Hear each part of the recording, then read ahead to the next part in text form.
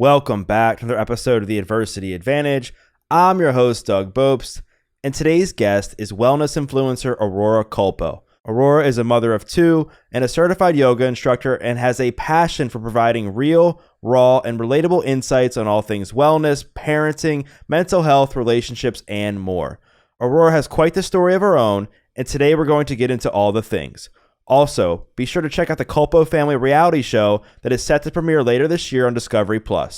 So let's get this conversation going and welcome Aurora Culpo to the Adversity Advantage podcast. Aurora, welcome to the podcast. Thank you. Thank you for having me. I'm pumped to chat with you. I think as we've talked about before we recorded, there's so much that we have in common and there's so much for us to kind of dive into. And I think the first place I want to go is just something that recently that you have been talking about, and that is the idea of photo editing. And you opened up in a recent Instagram post and talked about where you were as far as what was going through your head editing photos, and how certain ones were just photoshopped and they weren't you, and you did some editing to your face even. And I guess what I wanted to start with is what goes through that. Let's just walk me through the step by step of what's going on in your mind. Where's your mindset at when you're thinking about taking a photo and then editing it to make yourself look better, feel better, and that sort of thing. Yeah.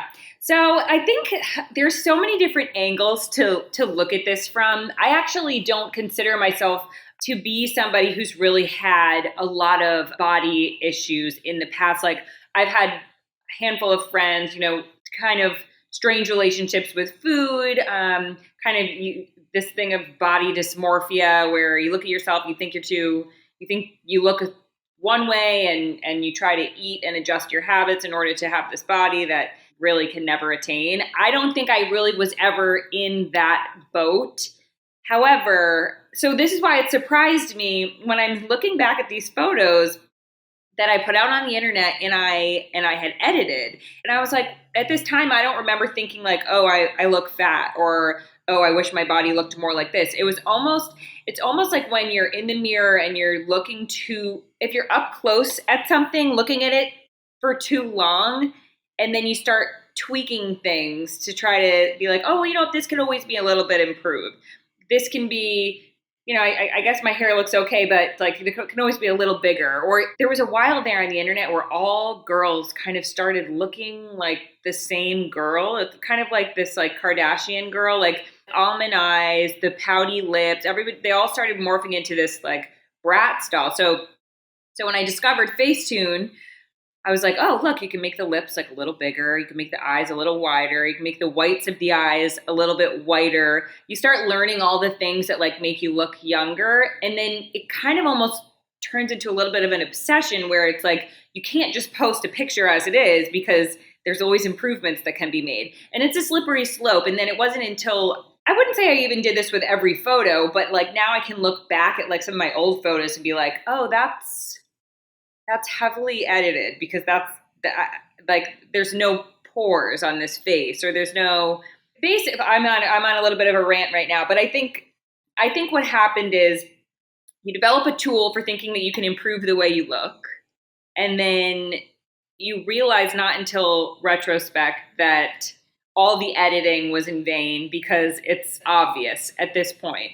And I'm happy for this. I think we've kind of turned a corner on social media where people are no longer really looking for that airbrushed photo because you can't trick anybody anymore. We all have a trained eye because we're so susceptible, because we've been exposed to so many photos that we know what's an edited photo and what isn't. So for me, what I decided to do I think maybe last year, is I said unfiltered. So I wasn't going to filter my photos anymore.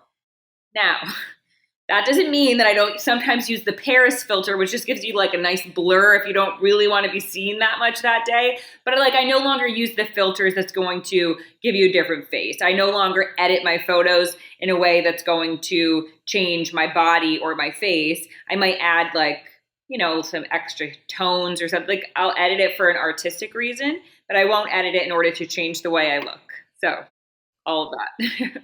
Well, yeah, thanks for sharing all of that and opening up not only from a personal perspective, but also just from a perspective of the people that you've spent time with and how this has all impacted them. And I believe that our external world is a reflection of how we feel about ourselves internally.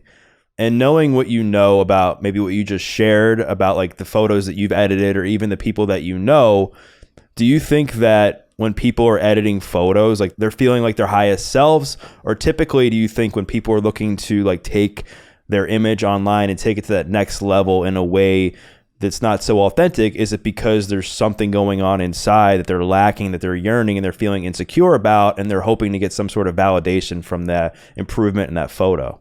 Yeah, that's such a good question because it's like it's almost like what came first, the chicken or the egg. I think like in this day and age, we want to put ourselves out there to be seen, to be heard, to see ourselves like understood by other people before we're actually ready to be our authentic selves for an audience.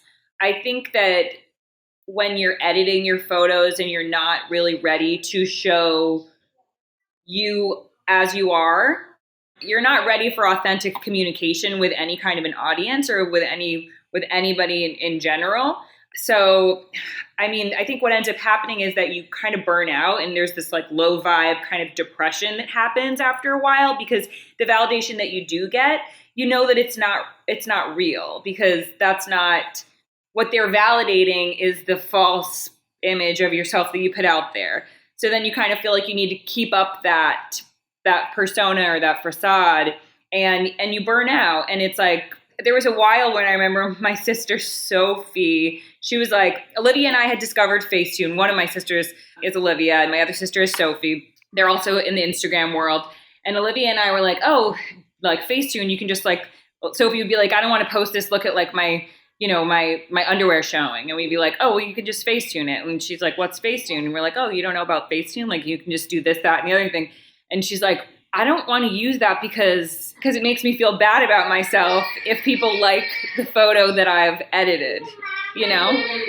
I mean, no, and I think, I guess what I wanted to say as a reflection of that is that all like totally makes sense, right? Is that like, it's like what comes first, the chicken or the egg? And I think there's so much that we all yearn for as human beings. I think we yearn for security, we yearn for connection, we yearn for meeting, validation, but it's like where are you going to get that from? Are you going to get that from yourself, from within, because of how you feel about yourself, like as your truest self, and maybe also as a reflection of the people you spend time with and like what you're doing to make the world a better place? Or are you constantly on this slippery slope where you're seeking validation from toxic relationships, social media, vanity, fame, and that sort of thing, which we all know is just fleeting and it disappears so fast. And I know when you and I were chatting on Instagram, you were like, we could talk about all sorts of things, including addiction.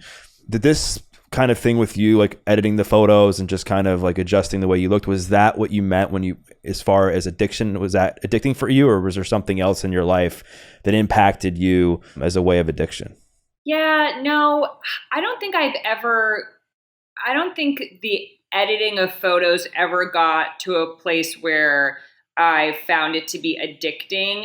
For me, it was kind of more of something that I look back at now and I see maybe it wasn't the norm, but it's striking enough to me just to see that at one point I thought that was a better version of myself to put out there, a version that was going to get more connection, because ultimately that's what we all want. We want to be seen, we want to feel heard, we want to feel connected. And I feel almost sad for that person that felt that like they couldn't put the real version of themselves out there because she wouldn't be getting the same connection that like the improved version might get. When I speak about addiction, for me, addiction has kind of seen a lot of different shapes and forms in my life. I can't pinpoint one particular thing, whether it be alcohol or whether it be, when I was in law school, I was taking Adderall for a long time. It's been different things throughout my life that have given me a source of energy that were not sustainable. And I think during a point in my life that might have been getting outside attention from people on Instagram. And then that kind of burned out where you learn that like, okay, that doesn't actually fill my cup anymore. Like when you find that you're having to alter photos or paint yourself in a light in order to get connection that doesn't feel authentic at the end of the day, then you end up burning out. I feel like I'm kind of like a roller coaster. I've been addicted to running. I've been addicted to yoga. I've been to a couple of AA meetings and everybody there was like, you're not an alcoholic. But I'm like, but I really feel like I might be. I don't know. Like, I'm just kind of like, I'm addicted to whatever it is in that moment. And there always comes a point where I'm like, okay, yeah, this isn't it either. And that's the time when I turn inward. And that's the time when you really have to, I feel like I've hit rock bottom enough times in my life where like I know that the person in there that's the real me, and then there's the person in there that's watching me do all these kind of like roller coaster things, like whatever my addiction might be for that year or month or phase in my life. Right. You hear that a lot, right? And especially people who are on social media a good bit where they just find certain things to fill their cup in authentic way, I guess, like sporadically. Like it might be attention on social media, it might be editing the photos, it might be drugs and alcohol, it might just be like social connections where they always have to be with people, it might be like running, like you said, could be exercising. And it seems to me, like just from listening to you, I heard you on a podcast, and it just seems like you're an old soul. And I could be wrong, I could be completely like misjudging this, but it seems like you've lived like a pretty full life already. You know, you're a mom, you've done a lot with yourself thus far. And based on what you said, I can imagine there's been a lot of inner work that's had to be done to kind of get you to where you are. So like what have been some of the keys to becoming like the whole version of yourself now, where you've had to do some internal work so that you don't fall into some of these traps that you just spoke about? Yeah, I mean, honestly, I wish I could say that I found the path, and like I think everybody thinks like the goal is to reach this spiritual enlightenment, and at that point like there's no more pain and there's no more suffering. But the thing is, it's like, you know, life comes at you and it's going to throw all these situations at you, and you can ride that merry-go-round however many times you want until you ultimately learn the lesson. And some of these lessons I'm still learning. The one that I'm currently learning right now is not to compromise myself and my standards for my company in order to avoid being alone.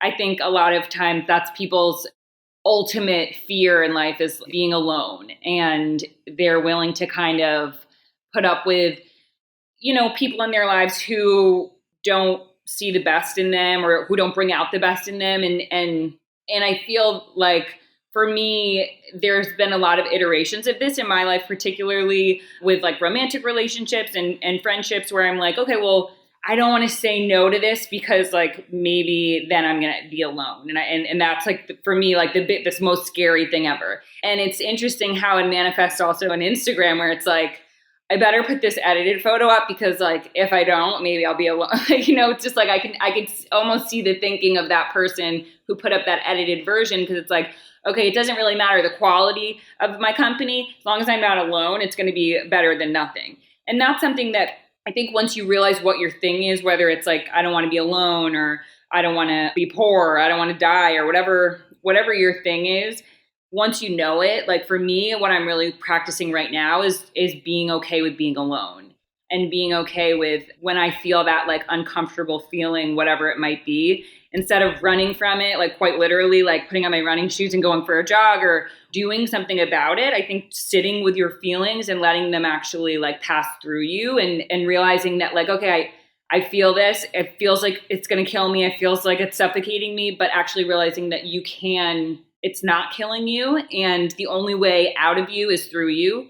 So the more times you push it away, the more times you put a Band-Aid on it, the more times you fill the void with that, you know, crappy relationship that you pushed all the signs away for fear of not wanting to be alone, it's always going to come back and find you. So I think just like feeling your emotions fully. And the best way that I've learned how to do that is to sit in meditation. And that's a practice that I've on and off throughout my life have come back to. Not always been consistent with it, but what I do know at this point in time is that it really is the only way to move past something and to make yourself open enough to receive what's next for you. Yeah, that's so well said. And one of the things I'll often say is that you feel way more alone being around people that don't bring the best out in you than you ever will like spending time intentionally alone. And I think once you can get past that and just know that just because you're spending time alone doesn't make you a loser, doesn't make you a failure, doesn't mean you'll never find love, doesn't mean you won't ever find like other friends or whatever.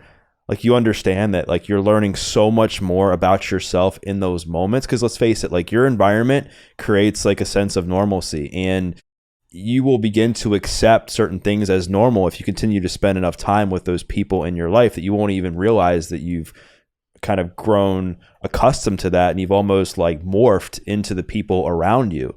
And meditation is such a powerful tool. I remember when I was going through a breakup right before, or I guess it was during COVID. Like one of the things that really got me through was I would play this 10-minute meditation like every single day. And I'm like somebody who can't sit still. But that 10-minute meditation for me just got me by for the first like few weeks or whatever. And I was able to kind of get through it.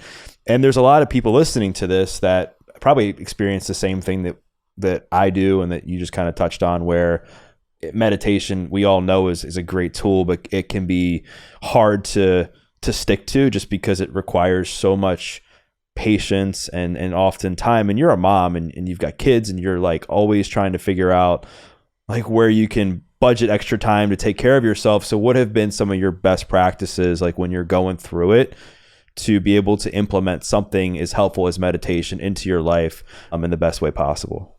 My current favorite thing. So I live in LA. I do a lot of driving.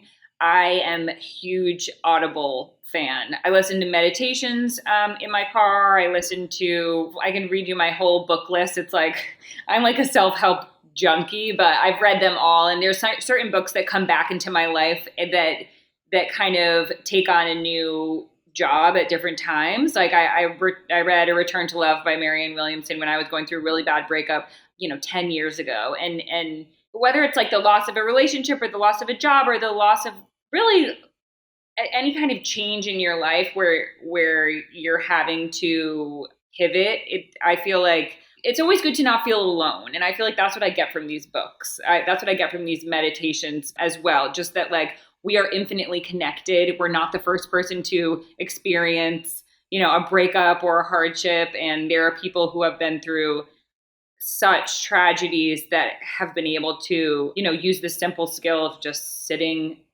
in silence and letting the feelings pass through you and feeling connected to nature. And there's just so much out there to learn from that I definitely feel like listening to these great sages speak their truth and talk about their stories kind of gets me out of my own head and makes me feel more connected. It makes total sense. And I think you brought up like a really good point in that oftentimes when we're going through these challenges, one of the biggest things that trips us up is we feel that we're the only person that is or will ever go through what we're going through. And once we listen to a book like you said, or it's a meditation, or maybe we're like at an AA meeting, I mean, that's why I think they're so popular, is because you realize like you're not alone. Yeah. And this actually isn't about alcohol. Right. It's like, I actually loved it. I was like, I want to be part of this club. Like this feels like, it's like, do I actually want to be part of it? Maybe not. But like, the thing is, it's like we get so hung up on the details of our pain. And it's like, well, no one's story has been exactly like mine. And no one, was in a relationship with as big of a douchebag as my guy. And it's just like, pain is pain is pain. It's like, you can't. And that's why I feel like we don't get the validation for our pain from certain people in our lives, especially people who have been through like real hardships. Like, I feel like there's always a comparison between, especially on social media, there's a comparison between like, oh, well, there are kids starving in, this country right now. So we don't care about your self-image or your body dysmorphia, where it's like, I get why people might say that. But when we start comparing our pain to other people's pain, whether it's to validate our pain or to diminish its value, it's just not helpful. It's not helpful to you, and therefore you're no longer helpful to other people. And so I think being able to just recognize what we're feeling as pain without having to put a label on it or dissect all the different components of why it is that we're feeling a certain way, it gives us more of a freedom to just heal and to kind of make our situation a little bit more generic, and in that way be able to relate to other people who have gone through pain. Right.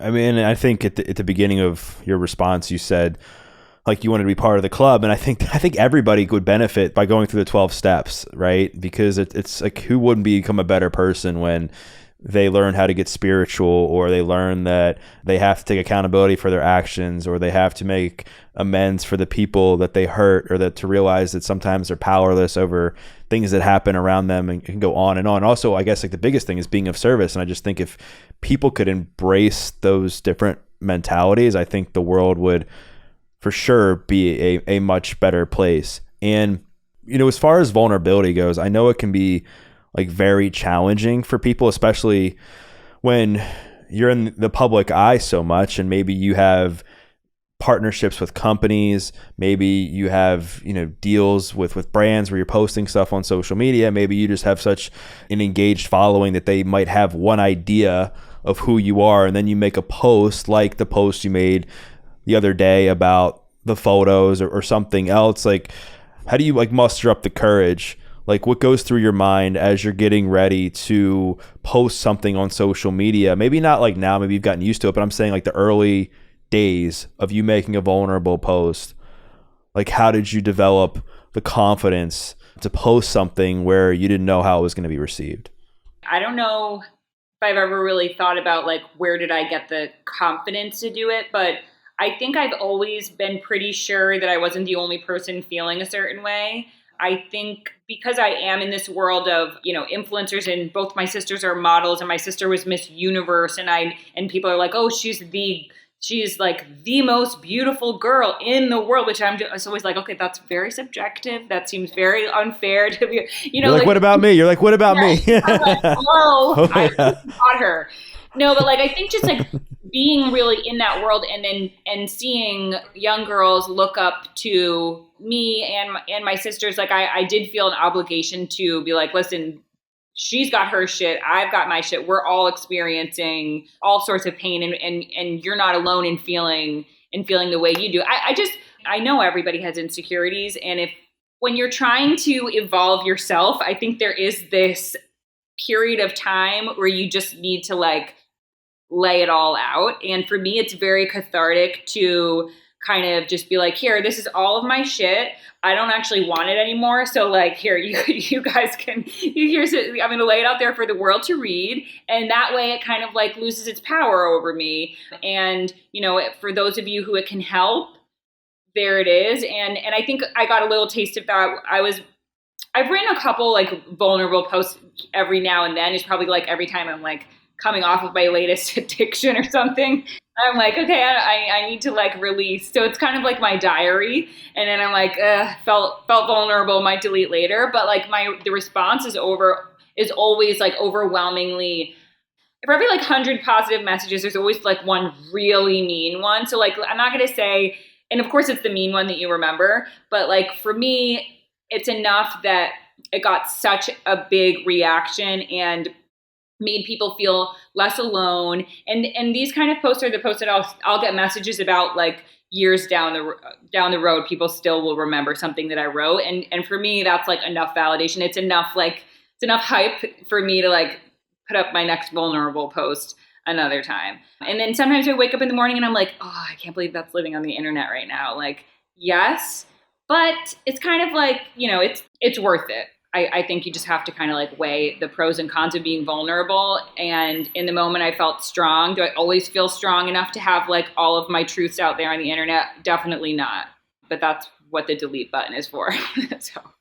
Right. And it's always this mind game, right? Of like, how's it going to appear if I delete it? Or how's it going to appear if I just leave? Like, how's it going to appear if I delete it? Like, if people are going to say things either way. And I love what you said about just like, essentially like emptying all the skeletons out of the closet, right? And just putting them all out there for people to see, and for the world, the universe to use in whatever way like it's intended to. And it goes back to like, I don't know if you've ever seen 8 Mile, but in 8 Mile where with Eminem, where he comes out and like raps like about all the bad stuff that the other guy is going to come out and say about him. And then the guy has like nothing to say to him. Oh, yeah. That is like that. Right. Yeah, in a way, it's almost like me being like, oh, really? Like, you want to say mean stuff about me? Because I know all the real dirt. And like, here, I can tell you all of it. That it is, I guess maybe it is a little bit of a defense mechanism. And it's very empowering to know that, like, okay, all of my shit, I can put all my shit out there. One, I'm not going to be the only person in the world who feels that way. So it's nice to build a community where you can feel like, oh, I'm not alone, and I'm not the only one who like gave herself like a new set of like teeth on. It's like you can laugh about it, but it definitely, it's nice to be able to just feel not so alone. I feel like that's like one of the positives about Instagram. That's why I defend it. That's why I feel like, people love to hate influencers, but I think there's something really courageous about being vulnerable and to let yourself be seen through all of the cringy phases that being human entails. And, they're not over yet. This is a shit show that's just going to keep on rolling out for the world to see. Yeah, and it's not going away, and it's only, I think, going to get bigger because we're seeing just advertising dollars and just money just flowing into social media, podcasting, and it's becoming like the new form of media. So as far as like parenting and like how it relates to like body image and self-esteem, like I've had a lot of conversations with people, off and online about like, well, like after pregnancy and after you like have a baby, there's this period where people are trying to get back to the point of their health before they were pregnant. And it can be this constant battle. And there's so much pressure that goes along with that, because especially if you're online as a health and wellness person, like you're almost expected by the world to have some sort of physique or body like this entire time, which we all know is not true or realistic. So did you ever have like any kind of battles with that after having a baby? And if so, like what was that like? And then how did you kind of talk yourself through it and overcome that? Yeah, I definitely think, I know women who gained 100 pounds during pregnancy. I feel like I didn't have quite such like a stark body change where I felt like I was ashamed or embarrassed. I know that there's a lot of that out there. My body certainly changed. I gained more weight than I was supposed to with both of my pregnancies, says my doctor. And then, there's this whole culture around like bouncing back. And when you're expected to kind of reappear as your old self after you have a kid, it's completely unrealistic. After you have a child, you are never your old self ever again. At least for me, I struggled with anxiety after my first, during my pregnancy with my second. I had like perinatal anxiety, depression. It was the height of COVID. I was like trapped in my house, trapped in my body. There's just so much going on with your hormones when you can't go to your old crutches of like drinking wine or whatever it might be. Like, people turn to food. For me, I was like obsessed with these stuffed cookies, they're called. I definitely did not gain weight the healthy way. I think it's just a lifestyle. At the end of the day, you're going to be, whether or not you're continuing to breastfeed, whether or not you're going to, when you plan to hop back into your exercising, doesn't take the same amount of time for every person to get to a body that they are comfortable with. And I think what we really need to normalize is never getting back to that old body. I did a post recently, a couple months ago, about a breast surgery that I got. I got a breast lift, and I did not get implants in them because I wanted it to be like as natural as possible. But I wasn't ashamed about getting this surgery because I breastfed both of my children for over a year each. There was nothing left in my boobs. I was like, I'm not happy with the way this looks on me, and I'm okay with sharing that. And, this is the surgery I got. I just want to let you guys know so you don't think that like this is what your boobs look like after you breastfeed two kids for, 3 years.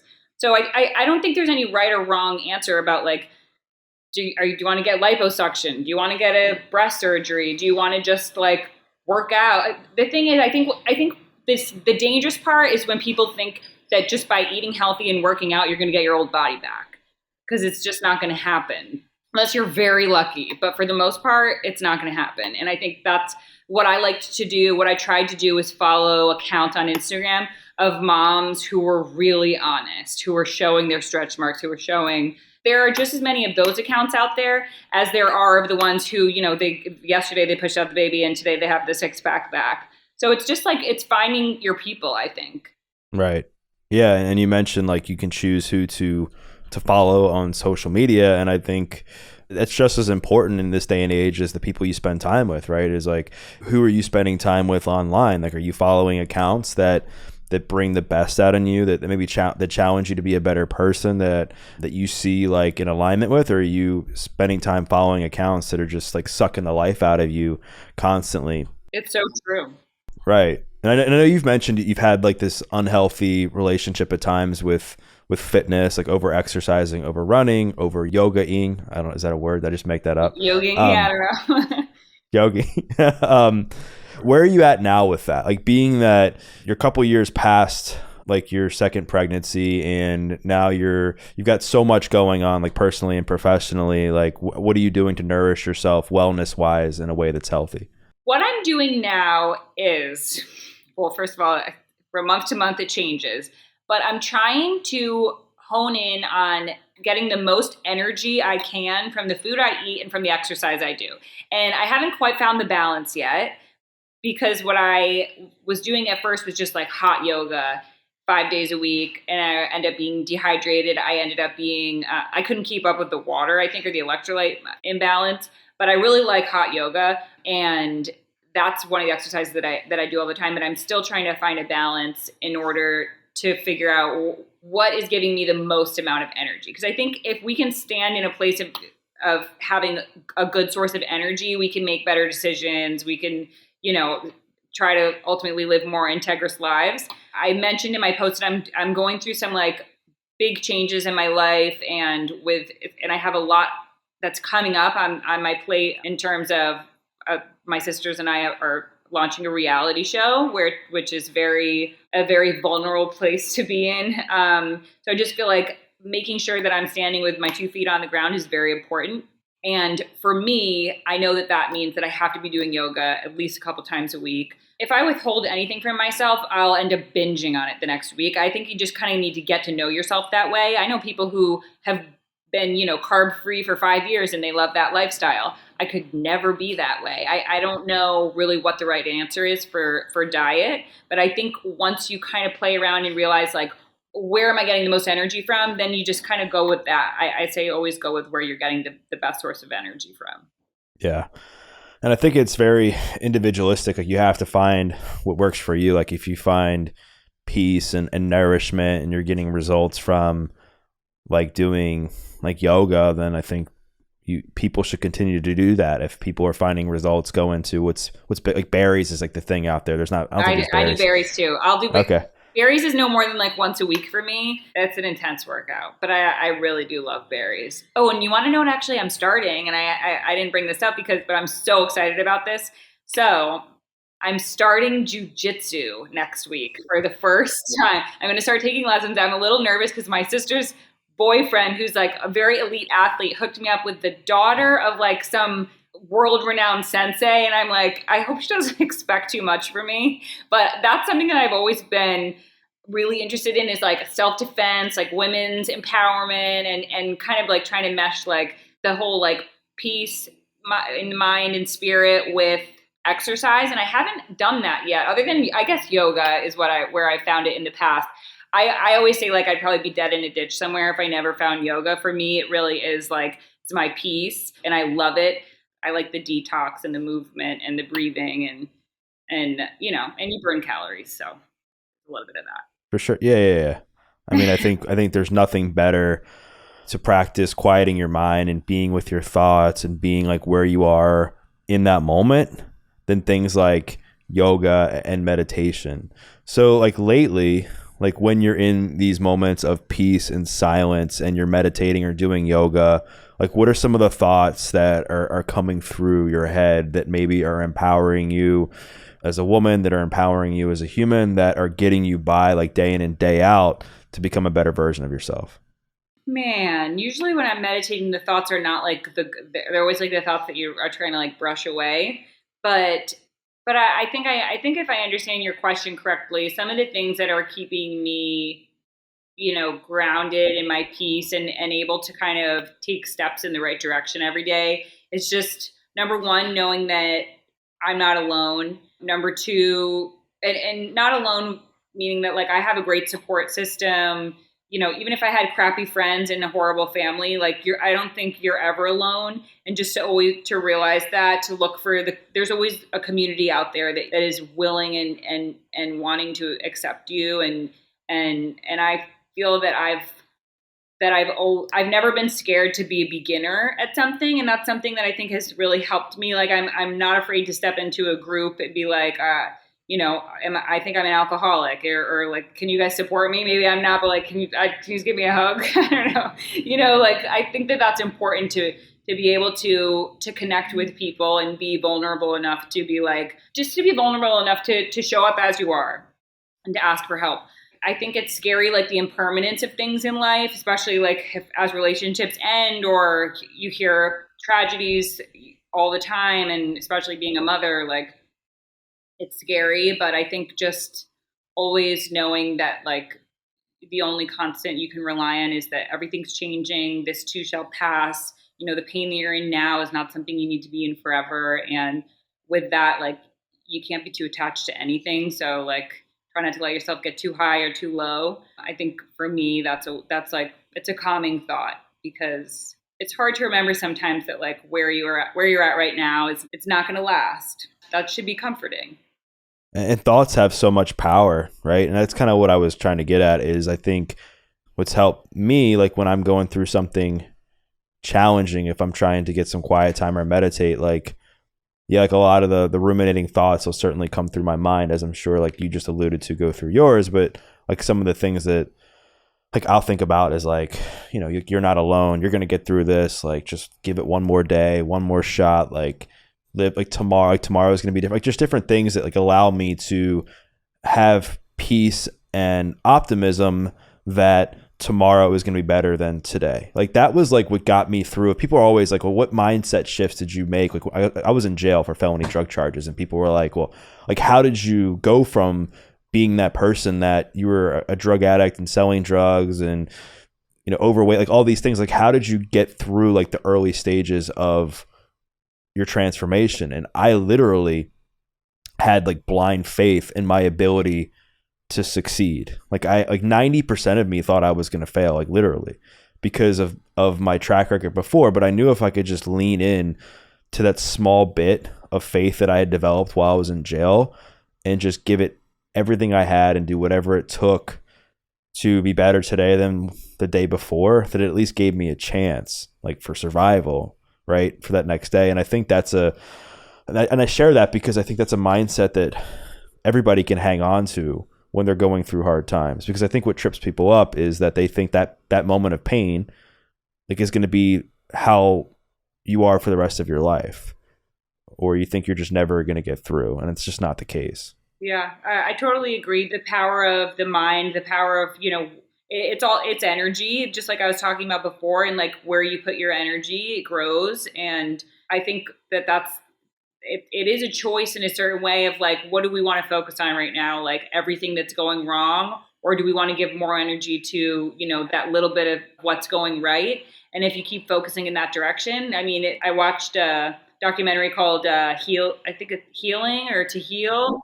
And it's about the guy who like literally they said that his spine would never work again, and he sat in meditation and just imagined his spine stacking, vertebra on vertebra, and he healed himself. And like there's so many stories like that where people literally just are imagining the best case scenario with such vivid imagery, and it becomes reality. And I mean, I think I know on the flip side, it's like if you think about how shitty everything is, at least, the one thing I do know is that it doesn't make anything feel better. So, and I think remembering that too is really helpful to me. It's like focusing on the problem. It never helps. So yeah, I know I love what you said about just believing in that 10%, choosing to believe in that 10%, and that you were somebody worth saving.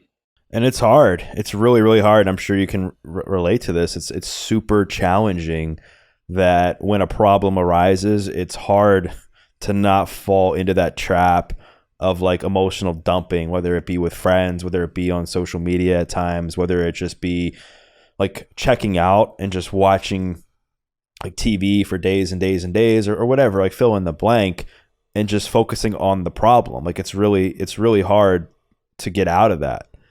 But what I do know is like your only shot at making it out of that problem is to focus on the solution. Like there's no other choice. Like if you focus on the problem and just put all your energy into that, like the problem is going to perpetuate and perpetuate. It might even become worse if you end up making knucklehead decisions in response to whatever problem that you're facing. I want to go back into something you said, where you said like if you felt like you would be in a ditch somewhere if you didn't do yoga. Like why? Like what is it about yoga, or what is it that's inside of you that you felt like was just so like pent up that yoga gives you such a positive outlet for that?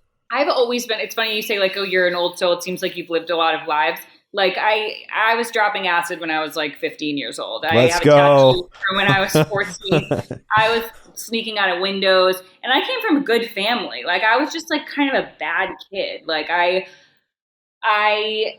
a lot of shame results from that. I was like promiscuous in high school. And then like right when I got to college, I was like, okay, I'm actually going to be different now. I'm just going to be a different person. But it's like that energy doesn't just like disappear once you choose to be different. Like if you're sick of like, people calling you, this, that, and the other thing, and you now you want to create a new you, that's great and fine and dandy. But like, unless you have like a place to put all that energy that got you through those, habits in the first place, it's just going to show up somewhere else. And so for me, what ended up, manifesting into bad relationships or just all sorts of chaos in my life, I started doing yoga, and I took a trip to India, and I learned about like the philosophy of the yogis. And what I really realized was that like, for me, more than anything, it was like that my body was holding in this energy that like needed to be released. And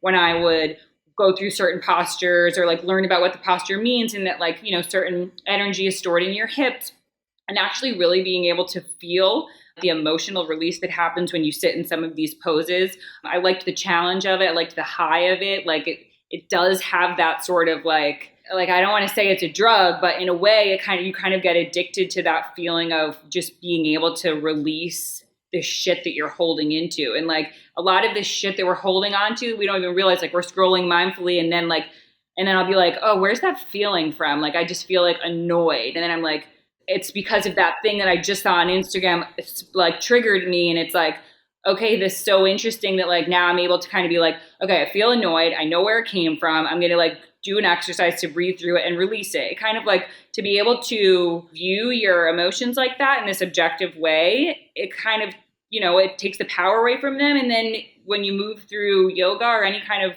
breathing exercise or whatever workout you might be doing, for me, it was yoga. It really helped me release the energy that was stuck in me and prevented me from probably getting into a lot of other bad habits that I thought would release the energy, like drinking or drugs or whatever, that end up just, of course, making it worse in the end. I knew it. I knew there was something like that, like from the past that like, cause I could tell you were like an old soul that's been through a lot, right? Because you've lived like a pretty wholesome life. Like as far as like your relationship to Olivia specifically, and I'm asking this just out of pure curiosity, I don't know, was there any kind of like jealousy ever like towards the amount of attention that she was getting, being that she was like Miss Universe, Miss America, like all these things? Was there ever like any of that she was getting more attention than you? Or was it like, would you say it was pretty even? Like how did that all play out? Man, I didn't want to be the jealous girl. Like I knew that wasn't like a cute look.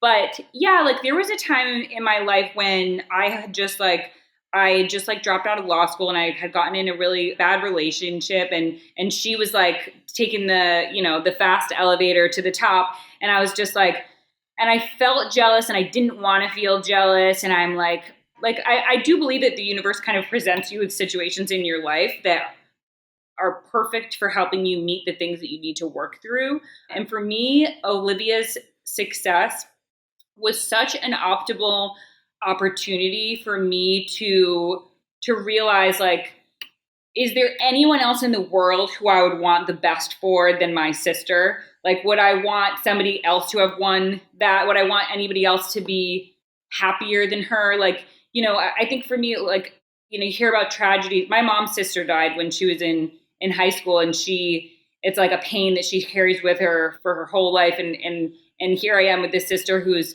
crushing it in life. And it's like, I think I just made the decision one day to be like, it would be silly for me to want anything less than what is absolutely the best for you.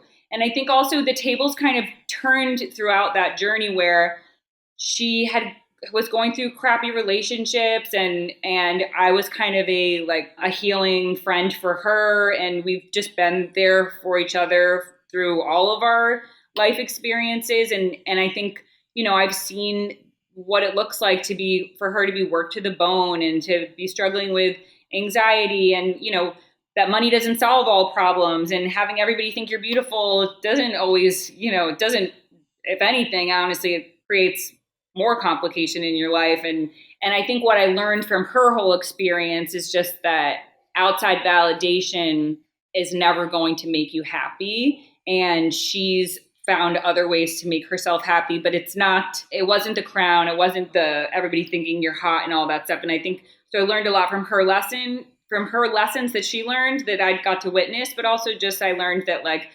jealousy is such a choice, and you have to be happy for other people's successes. And honestly, I think once I was able to be happy for her successes, I got the trickle down effect. I started being maybe I'll just go along for this ride. It was then I got to have a best friend who also gives me career opportunities, and I get to learn from her mistakes. And I think a lot of doors opened once I was truly happy for her in a way that had nothing to do with me.